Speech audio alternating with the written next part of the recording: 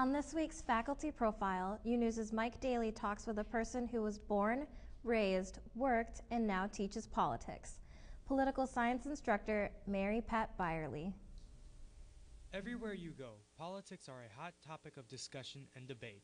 And while some grow tired of all of the politics, one UST professor embraces it. I grew up in a political family. When I was in kindergarten, my father ran for office for the first time, so I've always been around politics and talking about it at the dinner table and reading the newspapers and watching the news.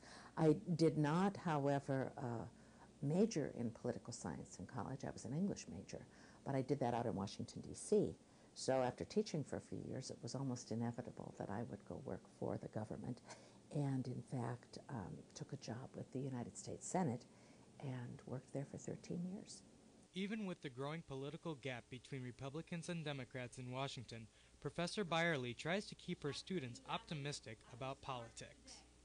I try to impress upon my students through different exercises and writing assignments that the negative is not particularly useful, and that often the negative is a distortion of the truth, and that ultimately democracy only functions and survives if folks are able to find compromise. And no matter who is in charge of Washington, Bierle loves to watch and study the political system unfold.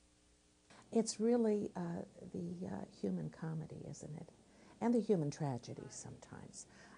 Especially in a democracy, you're looking at basically a microcosm of human nature.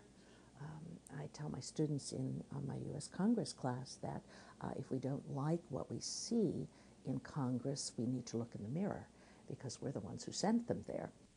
For UNews, I'm Mike Daly.